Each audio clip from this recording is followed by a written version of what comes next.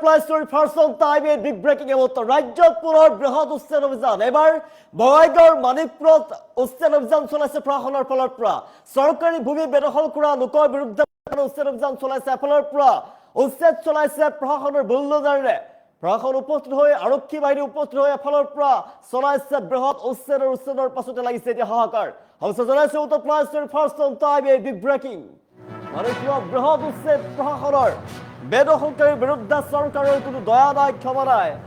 বেদখলকাৰী উচ্ছেদ কৰিছে প্ৰশাসনৰ ফালৰ পৰা ৰাজ্যৰ বিভিন্ন প্ৰান্তৰ লগতে এবাৰ মানিকপুৰত প্ৰশাসনৰ উচ্ছেদ বেদখলকাৰীৰ ওপৰত পুনৰ চলিত প্ৰশাসনৰ বুলডোজাৰ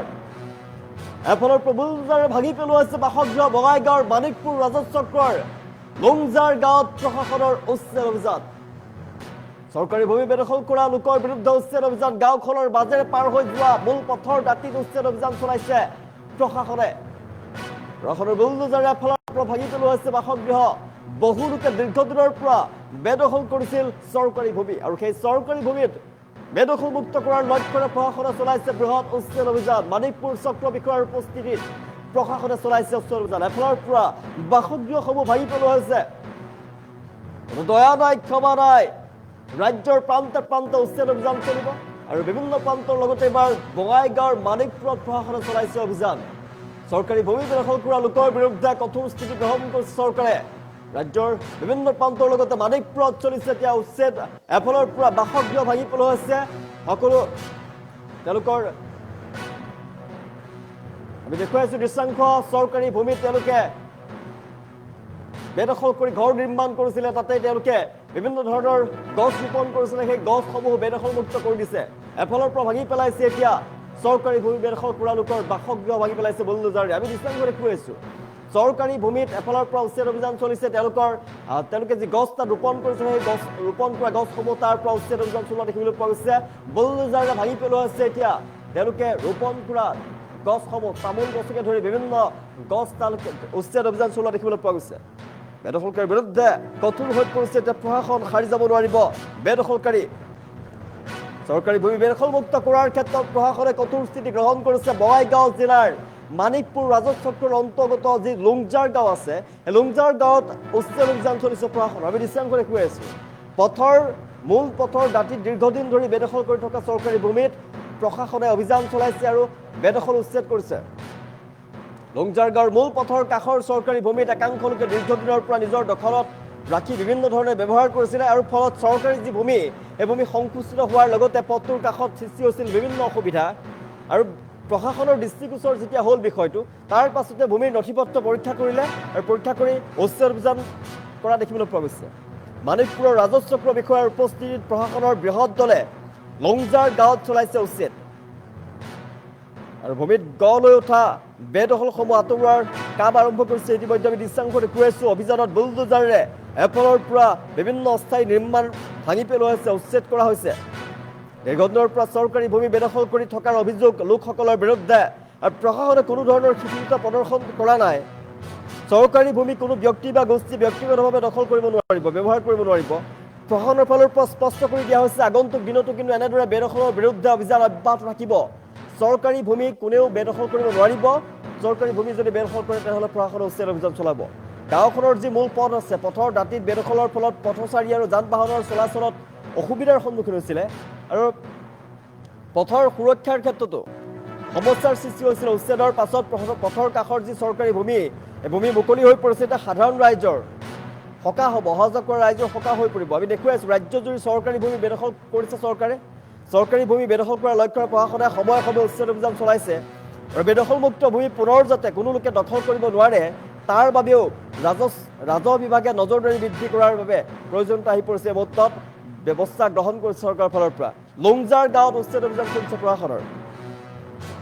আমি দৃশ্যাংশ দেখুৱাইছো মানিকপুৰ ৰাজহ চক্ৰৰ অধীনত আগন্তুক দিনত বেদখলমুক্ত অভিযান আৰু তীব্ৰতৰ হ'ব আৰু এতিয়াও উচ্ছেদ অভিযান চলিছে চৰকাৰী ভূমি যিসকলে বেদখল কৰি ব্যৱহাৰ কৰিছিলে নিজা কামত তেওঁলোকৰ তাত উচ্ছেদ অভিযান চলিছে এফালৰ পৰা বুলডোজাৰে ভাঙি পেলোৱা হৈছে এফালৰ পৰা বেদখলমুক্ত কৰি দিয়া হৈছে দৃশ্যাংশ দেখুৱাইছো বেদখলকাৰীৰ বিৰুদ্ধে চৰকাৰে কোনো দয়া আৰু ক্ষমা নাই নীতি গ্ৰহণ কৰিছে লুংজাৰ গাঁৱত প্ৰশাসনৰ বৃহৎ উচ্ছেদ অভিযান বেদখলকাৰীৰ বিৰুদ্ধে চৰকাৰৰ কোনো দয়া নাই লুংজাৰ গাঁৱত পুনৰ চলিত প্ৰশাসনৰ উচ্ছেদ অভিযান প্ৰশাসনৰ বুলডোজাৰ চলিছে আমি দৃশ্যাংশ দেখুৱাই আছোঁ এফালৰ পৰা ভাঙি পেলোৱা হৈছে বেদখলমুক্ত কৰি দিয়া হৈছে কঠোৰ স্থিতি গ্ৰহণ কৰিছে এতিয়া চৰকাৰৰ ফালৰ পৰা মানিকপুৰ ৰাজহ চক্ৰৰ অন্তৰ্গত যিখন লুংজাৰ গাঁও আছে লুংজাৰ গাঁৱত প্ৰশাসনে উচ্ছেদ অভিযান চলাইছে গাঁওখনৰ মাজেৰে পাৰ হৈ যোৱাটো হৈছে মূল পথ আৰু মূল পথৰ দাঁতি দীৰ্ঘদিনৰ পৰা বেদখল কৰি আছিল একাংশ লোকে চৰকাৰী ভূমিত উচ্ছেদ অভিযান চলাইছে আৰু বেদখলমুক্ত কৰিছে এফালৰ পৰা প্ৰশাসনৰ লোকে দৃশ্যাংশ দেখুৱাই আছোঁ মানিকপুৰ ৰাজহ চক্ৰ বিষয়াৰ উপস্থিত প্ৰশাসনৰ বৃহৎ দলে লুংজাৰ গাঁৱত উপস্থিত হৈ এফালৰ পৰা বেদখলমুক্ত কৰা দেখিবলৈ পোৱা গৈছে চৰকাৰী ভূমিত গঢ়ি উঠা বেদখলসমূহ আঁতৰোৱাৰ কাম আৰম্ভ কৰিছে বুলডোজাৰ ব্যৱহাৰ কৰি পথৰ দাঁতিত থকা বিভিন্ন অস্থায়ী নিৰ্মাণ বেদখলমুক্ত কৰিছে উচ্ছেদ কৰিছে এতিয়া মোৰ মতে যিখিনি খাজ মাটি আছে আমাৰ পাট্টা মাটি যিখিনি আছে এইখিনি আমাক ওলাই দি যিখিনি খাজ মাটি আছে ৰাস্তাটো ইফালে দিবা গোটেইখিনি দিব লাগিব অনলি মাত্ৰ যিখিনি 4 ঘৰ 5 ঘৰ এইখিনি জায়গা নহব তাৰমানে এইটো আৰু আমাৰ মাজত এটা কাজিয়া সৃষ্টি হৈ যাব তাৰমানে কোনফালে ক'ব আমাৰ পাট্টা মাটি দি আছো ইফালে ক'ব তোতে এক তোলা পাট্টা মাটি দিয়া নাই তোতে খাজ মাটি দিছে খাজ মাটি দি যাওয়া এইকেইটা আমাৰ ৰাইজৰ মাজত যদি কাজিয়া নহয় আর সরকারের কাছে এটাই আবেদন করেছো যেটো আমার আরক্ষী বাহিনী আছে আর স্যারসকলে আহিছে যিখিনি ওলাই দি আছে খালি এইখিনি ওলাই দিলে নহব আমার এটা আবেদন থাকিল গোটেইখিনি সরকারের কাছে গোটেইখিনি আমার এই রাস্তাখিনি খাস মাটি যিখিনি আছে এইখিনি দি রাস্তা হব লাগিব সকলোৰে হব লাগিব মানি নলও তাৰ মানে এইখিনি হল এইটো ইয়াৰ মাজত কিবা এটা হৈ আছে নিশ্চয় ইয়াৰ মাজত কিবা এটা হৈ আছে ইয়াৰ যদি কিবা অসুবিধা আছে এইটো ৰাইজৰ মাজত একো আমিও জানা মানে ডাইৰেক্ট আহি জিচিবি লৈ আহি ভাঙি দি আছে এইখিনি ৰাস্তা বহল নহলেও নহব না যদি বহল হয় গোটেইখিনি ৰাস্তা বহল হব লাগিব আর তার মাজত আমার যিটো রাস্তা বনাই আছে ইটো আর যদি 10 লাখ টাকার কাম হয় ইটো 1 কোটি টাকা দি কাম নকরিব আমার রাস্তাখানের অবস্থা কি হয়ে যাব পিছত সরকার কি কব এইটো সরকারের কাছে আবেদন এইটোই আমার যে আমার গোটেইখিনি রাস্তা ভালদরে হব লাগিব আমার রাজ্যের মাজতো কাজিয়া নহয় যদি খাস মাটি দি রাস্তা হয় খালি এইখিনি নহব গোটেইখিনি হব লাগিব মানে মই লুংজাৰৰ পৰা কৈছো এইখিনি একচুয়ালি লুংজাৰ পৰে বঙাইগাঁও ডিস্ট্ৰিক্ট মানিকপুৰ সাৰ্কেলৰ আন্ডাৰত তে এই ইনফেকশনটো যে হৈ আছে আমাৰ এই সার্কেল বাইদেউ কৈছে এইখিনি খাস মাটি তো এইফালে দি মানে একচুয়ালি এই ৰাস্তাটো যে আপোনালোকে চাই আছে এটা আমাৰ মেদি মাটি হয় হ্যাঁ তো মেদি মাটিত কেনেকৈ সেন্ড গ্ৰেভেল পৰিল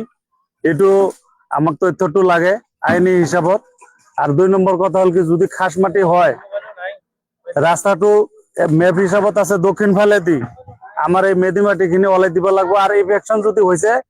যিখিনি খাস মাটি আছে টোটালি ইনফেকশন হব লাগবো অনলি মুখ চাই 2-3 ঘরের সন্মুখত যে ইনফেকশন হব এটো আমি মানি নলও এটো আমি সরকারক অনুরোধ জানাইছো যাতে সরকারে এই দৃষ্টিটো রাখে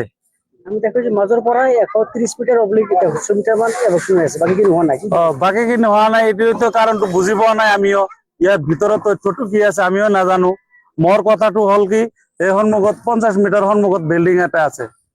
এটো এফেকশন হব লাগবো যেহেতু এটা লাইনতে মাটিটো আছে ইয়াৰ পৰা এটা তিনালি আছে ইয়াৰ পৰা আপোনালোকৰ ইফালে আৰু মসজিদ ঘৰটো পাৰ হৈ হালমাৰা সীমা প্ৰায় 1/2 কিলোমিটাৰ হ'ব কমপ্লিট ইফেকশন হওক আমাৰ কোনো আপত্তি নাই অনলি মোৰ ঘৰৰ সন্মুখত ইফেকশন হ'ব এটোৰ মানেটো কি এটো আপোনালোকে অলপ দৃষ্টিটো ৰাখিব আপোনালোকক মই অনুৰোধ কৰিছো আজি কোন কোন আহিছে ইয়াতে সার্কেল বাইদে আইছে এসডিসি তার পিছত এই আপনার সুভাষ মেদি আইছে মন্ডল আর মন্ডলের লগত কোনে কোনে আইছে এইবিলাক চিনি নাপাও আরক্ষী বাহিনীক মাতিছে আরক্ষী বাহিনী আইছে আপনালোকে চাওক কিয় আইছে আপনালোকে অলপ ফটক মানে মই লুংজাৰৰ পৰা কৈছো এইখিনি একচুয়ালি লুংজাৰ পৰে বঙাইগাঁও ডিস্ট্ৰিক্ট মানিকপুৰ সাৰ্কেলৰ আন্ডাৰত